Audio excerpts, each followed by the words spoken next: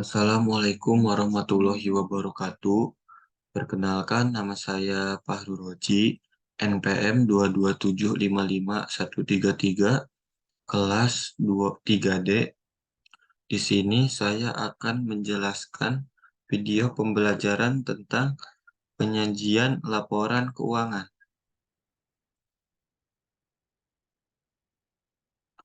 Penyajian laporan keuangan, perubahan PSAK 1, 1. EEF 2012 komponen LK pos luar biasa NCI OCI 2. EFF 2015 nama LK komponen OCI komparasi tambahan 3. EFF 2017 prakarsa pengungkapkan materialitas dan penggabungan pemisahan penyajian subtotal OCI dari entitas asosiasi fleksibilitas urutan CALK. 4. ED 2020 materialitas pengungkapkan kebijakan akuntansi. Laporan keuangan adalah suatu penyajian terstruktur dari posisi keuangan dan kinerja keuangan suatu entitas. Manajemen entitas bertanggung jawab atas penyusunan dan penyajian laporan keuangan entitas. Tujuan laporan keuangan yaitu memberikan informasi mengenai posisi keuangan, kinerja keuangan arus kas entitas yang bermanfaat bagi sebagian besar kalangan pengguna dalam pembuatan keputusan ekonomi. Selanjutnya yaitu karakteristik umum laporan keuangan. Penyajian secara wajar dan kepatuhan terhadap SAK. Entitas yang LK telah pada SAK membuat pernyataan eksplisit kepatuhan pada SAK. Entitas tidak dapat memperbaiki kebijakan akuntansi yang tidak tepat, baik dengan pengungkapkan atau materi penjelasan. Dalam keadaan yang sangat jarang, ketika manajemen menyimpulkan bahwa kepatuhan terhadap PSAK akan memberikan pemahaman yang salah, entitas memberikan pengungkapan. Dalam menyusun LK laporan keuangan, manajemen membuat penilaian terhadap kemampuan entitas dalam mempertahankan kelangsungan usaha. Selanjutnya,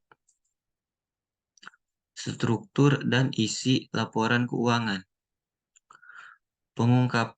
Pengungkapan arti luas yaitu penyajian dalam laporan keuangan atau pengungkapan dalam CALK, catatan atas laporan keuangan, identifikasi laporan keuangan. Entitas mengidentifikasikan laporan keuangan secara jelas dan membedakan dari informasi lain dalam dokumen publikasi yang sama.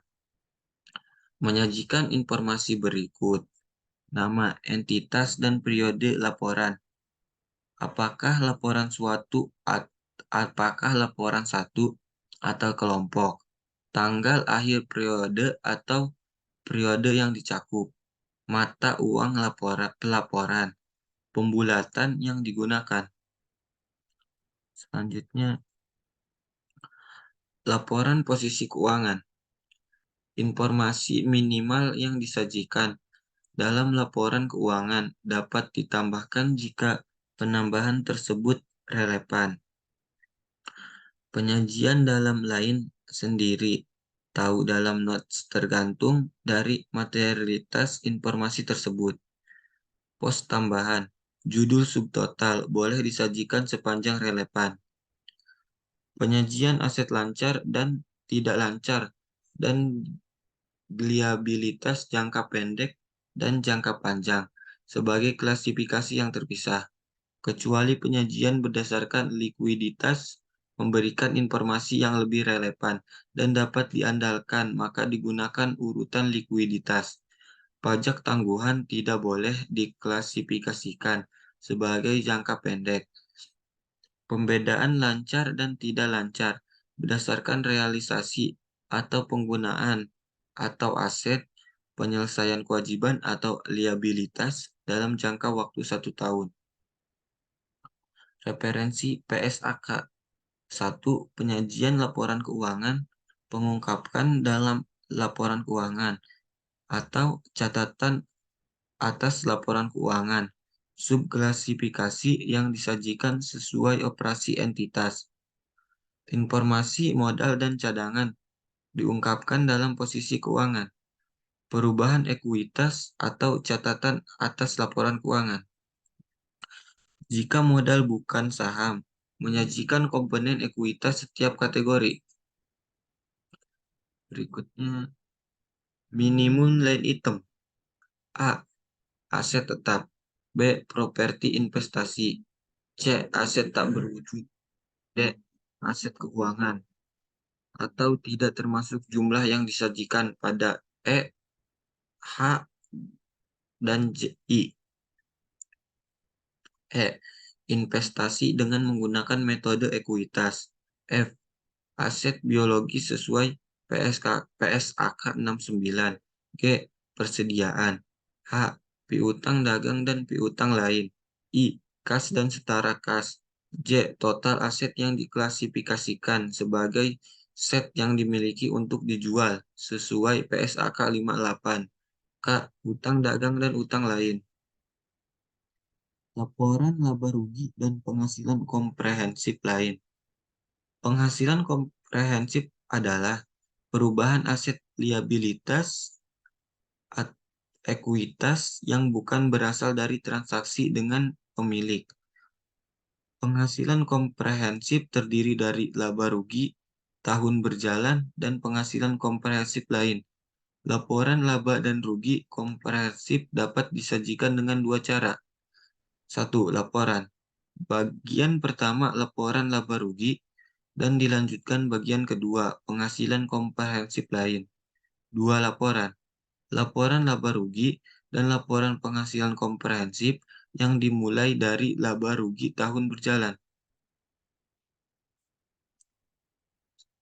Laporan perubahan ekuitas atas catatan atas laporan keuangan, yaitu analisis penghasilan komprehensif lain berdasarkan pos jumlah dividen yang diatribusikan kepada pemilik dan nilai dividen per saham diungkapkan dalam catatan atas laporan keuangan.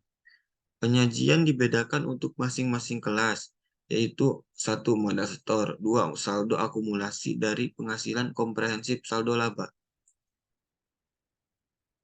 Laporan perubahan ekuitas menunjukkan total laba rugi komprehensif selama suatu periode yang diatribusikan kepada pemilik entitas, induk, dan pihak non-pengendali.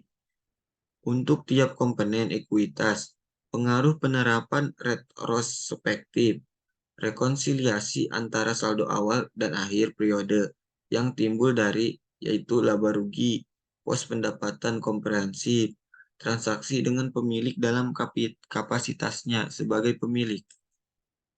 Berikutnya, catatan atas laporan keuangan.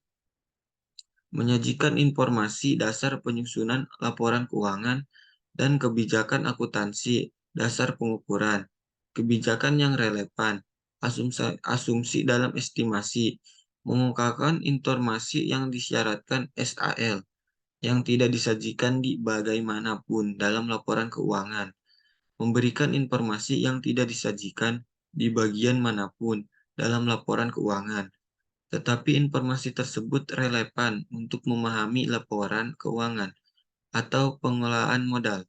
Sepanjang praktis, penyajian catatan atas laporan keuangan dilakukan secara sistematis. Itu saja yang dapat saya sampaikan. Bila ada kesalahan, mohon maaf. Terima kasih. Wassalamualaikum warahmatullahi wabarakatuh.